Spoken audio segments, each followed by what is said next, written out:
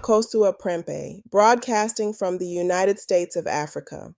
Tonight, we bring you a crucial special report that exposes the reality of corruption within both public and private sectors across Burkina Faso.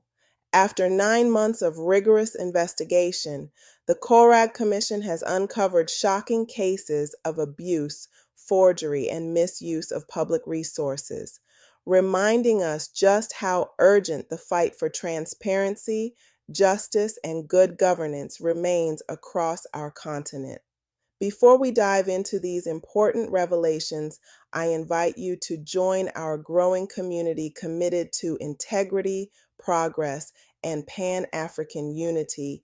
Please subscribe, like, comment below with your thoughts, and share this video with friends and family. Together, we can empower millions and connect Africans everywhere, building a future where accountability and unity define us. Stay tuned for the full story. Communique number 2. As the war against terrorism in all its forms intensifies, along with the fight against corruption and financial misconduct, and despite the increased development efforts through various reforms and presidential initiatives, we unfortunately continue to see resistance from this immovable force within the public administration. Following the serious revelations brought to public attention on November 27, 2024, by Korag regarding the privatization of Sokoji, the Comrade President of Fason, Head of State, Captain Ibrahim Traoré, has instructed all institutions. The investigation is ongoing, and all actions and reports that may harm the proper functioning of public administration and the legitimate interests of citizens are being pursued. Thus, in accordance with these prerogatives, the Korag has referred cases to the Orientation Council of the Commission for the Regulation of Malfunctions, specifically cases involving entities and individuals, whether natural or legal persons, so that it can conduct thorough investigations. Thus, in the period from December 2024 to August 2025, that is, over the course of 9 months, following anonymous reports or self-referrals, the members of the Orientation Committee of the CRD have worked on about 100 cases that have, to this day, met with varying outcomes. The minutes from the various working sessions of the CRD Orientation Committee reveal numerous reprehensible cases, the most illustrative being cases of corruption and related acts, requests for redress of injustice, abuse of power and wrongful dismissal, cases of forgery and use of forgeries, specifically the falsification of documents, administrative and judicial acts, cases of embezzlement of public property or theft of equipment, and many other bad practices within the public administration. With regard to corruption and related acts, the CRD Orientation Committee has recorded around 20 cases involving reports of suspicious practices in courts, attempted passive corruption involving magistrates, judicial officers, legal officials, healthcare workers, land agents, and others.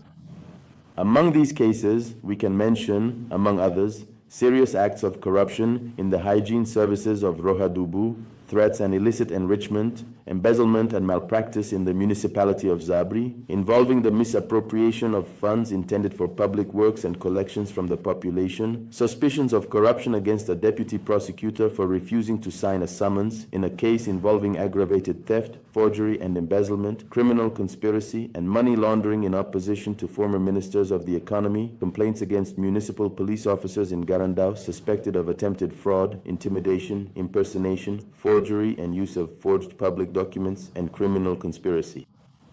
Acts of corruption and related offenses, forgery and use of forged documents, and overbilling of treasury receipts at the Departmental Water Service of Kubri.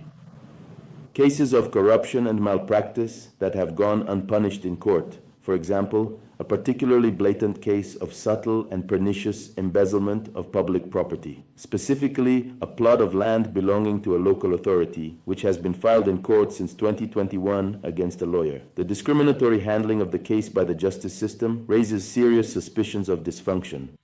Cases of corruption and related offenses have also been reported against the decentralized treasury services, the leaders of Copec Galore, the provisional administrator of Cabinet Excellence Afrique, the One-Stop Land Service, and the management of Sokogi. Victims and witnesses have been heard in the review of these citizen petitions. Regarding suspicions about the authenticity of diplomas, forgery, use of forged documents, and falsifications that led to recruitments or promotions in the civil service, a set of 6,000 diplomas belonging to public employees was analyzed. These employees come from organizations such as the Presidency of Faso, the ministries responsible for health, security, agriculture, economy and finance, territorial administration and mobility, primary, secondary and higher education, environment, digital transition, humanitarian action, justice, and other independent public institutions. The completion of the processing of these files has made it possible to identify dishonest employees.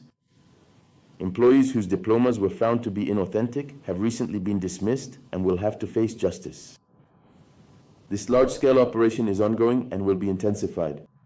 However, a reduction in sanctions could be applied to anyone in one of these situations who comes forward to the appropriate department in Erlin's records. With regard to requests for redress of injustice, abuse of power, wrongful dismissal, collective and individual complaints about irregular recruitment, users' disillusion by public or private agents or by international organizations and institutions, clear intentions to harm state employees, and slanderous denunciations, all these have been received by the CLD Steering Committee. In this section, we noted a case of unjustified career suspension at the Waradubu Town Hall, malpractice at the Komkwi-Hipala Police Station, as well as cases of forged public documents, theft, and complicity in embezzlement involving the collection of fixed police fines and the organization of escapes for those held in police custody. Cases of abuse of power, refusal to draft official reports, and favoritism were observed in the accident division of the Waradumi Police Station, along with malpractice and breaches of ethical rules within the Waradubu High Court. Incidents of collusion and refusal to publish the results of a recruitment test at the Chamber of Commerce and Industry of Burkina Faso, abuses of rights and authority against taxpayers, and abuses of power towards clients of Sokoji. As for the embezzlement of public property or theft of equipment and other bad practices in public administration, these range from the misappropriation of pharmaceutical kits and hospitalization equipment in health centers to sexual harassment in our administrations and professional environments, which go unpunished by the authorities. The most emblematic cases include the diversion of food supplies intended for the displaced people in the Gudebo camp in Dori to the catering service of the Regional Hospital Center of Dori, thus revealing collusion between staff of the Dori Regional Hospital Center, the restaurant supplier, and agents of the World Food Program, cases of arbitrary transfers as retaliation for whistleblowing, embezzlement of food supplies, and the obstruction of educational activities by those responsible for education in the Sahel. There are also cases of non-compliance with the specifications for the Wara 2000 development zone and the deliberate blocking of sanitation facilities at CPI 15 in the Wara 2000 neighborhood. One might suspect a malfunction within the municipal administration in the handling of this case. As usual, the handling of this case follows a very rigorous methodology. Administrative and judicial sanctions will consequently be applied at the end of the process. In light of these facts, which undoubtedly reflect the extent of the aforementioned bad practices, we urge all Burkinabe citizens, whether public or private sector workers, to report any form of dysfunction to the appropriate authorities or by calling the National Call Center at 199.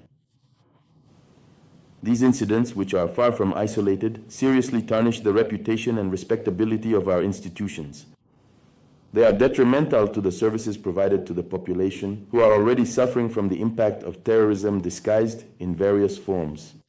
The virtuous society we dream of for ourselves and our children should be characterized by integrity, honesty, solidarity, responsibility, respect for institutions, and love of the homeland, as advocated by Comrade President of Faso, Head of State, Captain Ibrahim Traoré. Korag calls on citizens to remain vigilant and to thwart manipulations that may arise from this ongoing fight against corruption and bad practices, particularly from the apparatus or individuals who may lose their privileges or potential benefits in the handling of this case, or who could be affected by it in one way or another. Together they are working towards building a Burkinabe society that is dignified, upright, just, prosperous, and sovereign. The homeland or love will prevail over us. Thank you.